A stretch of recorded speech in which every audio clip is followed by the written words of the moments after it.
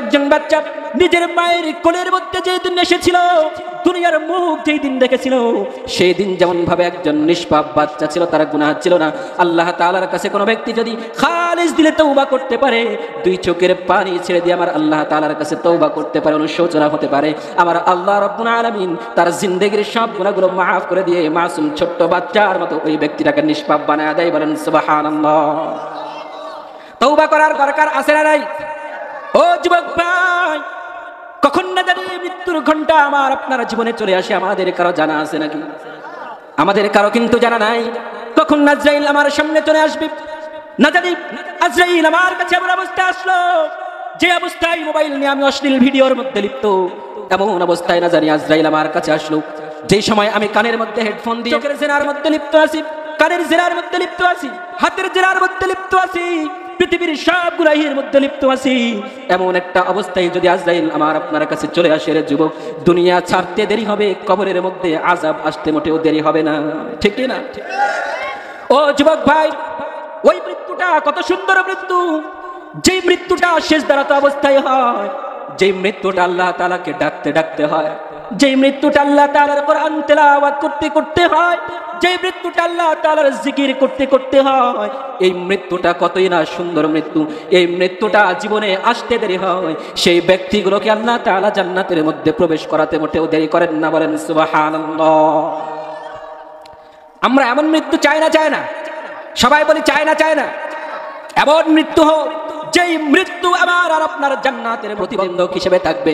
মৃত্যু হতে দেরি হবে, জান্নাতের মধ্যে প্রবেশ করতে দেরি হবে না, এমন মৃত্যুর আশা আমার আপনার প্রত্যেকের কলবের মধ্যে আছে না নাই? কথা বলেন, আছে না নাই? চিৎকার করে আছে না নাই? ও যুবক ভাই, এমন মৃত্যু যদি আমি আপনি কামনা করি, আল্লাহ তাআলার কাছে এমন মৃত্যু যদি চাই, তাহলে আমাকে আপনাকে মোবাইলের গজব থেকে ফিরে আসার প্রয়োজন আছে না নাই? আমাকে আপনাকে নর্তক নর্তকীদের গান বাজনার থেকে ফিরে আসার দরকার আছে না নাই? আমাকে আপনাকে পৃথিবীর গুনাহ থেকে ফিরে আসার দরকার আছে না নাই? সামান্য 50-60 বছরের জীবনটা যদি একটু আল্লাহর জিকির করতে করতে, একটু আল্লাহকে স্মরণ করতে করতে, একটু আল্লাহর জিকির করতে করতে, আল্লাহকে গান গাইতে গাইতে যদি জীবনটাকে কাটায় দেওয়া যায়, রে যুবক, ওই বৃদ্ধ বাবাজিটাকে জিজ্ঞেস করে দেখো, জীবনের কোনো মূল্য নাই, জীবনের কোনো মূল্য নাই, এই জীবনটা সিজদা দিয়ে কাটাইলেও চলে যাবে। এই জীবনটা যদি সুদ ঘুষ খারাপ কাজের মধ্যে কাটাও তাও কিন্তু চলে যাবে। এই জীবনটা কিন্তু থেমে থাকবে না।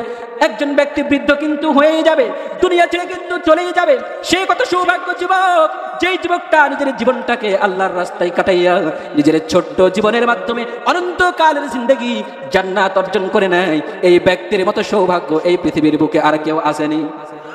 আছে? মাত্র ছোট্ট জীবন, 50-60 বছরের জীবন, এই ছোট্ট জীবনের মাধ্যমে যদি আল্লাহ তাআলার জান্নাতের অনন্তকালের জন্য মালিক হয়ে যাওয়া যায়, এর চাইতে সৌভাগ্য কোনো ব্যক্তি আর হতে পারে না।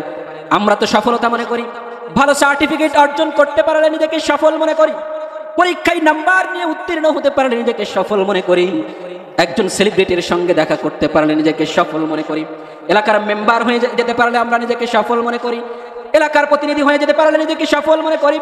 ও ইমানদার মুসলমান যুবক, ও যুবক ভাই, খুব ভালো করে খেয়াল করে শুনতে হবে রে যুবক ভাই, পৃথিবীতে সফলতা ভালো রেজাল্ট করার মধ্যে নয়, পৃথিবীতে সফলতা পরীক্ষায় উত্তীর্ণ হওয়ার মধ্যে নয়, পৃথিবীর সফলতা দুনিয়ার কোনো কাজের মধ্যে নয়, পদের মধ্যে নয়, মেম্বার চেয়ারম্যান মন্ত্রী হওয়ার মধ্যে নয়, বরং পৃথিবীর মধ্যে সফলতা হচ্ছে একটাই, কোনো ব্যক্তি যদি এই ছোট্ট জীবনের মাধ্যমে অনন্তকালের জিন্দেগি জান্নাতের মালিক হয়ে যাইতে পারে, তাহলে এই যুবকটা, এই ব্যক্তিটা সফল।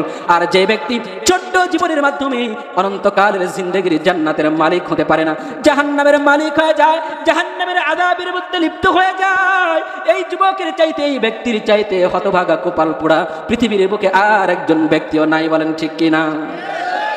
হযরত আবু বকর সিদ্দিক রাদিয়াল্লাহু তাআলা আনহু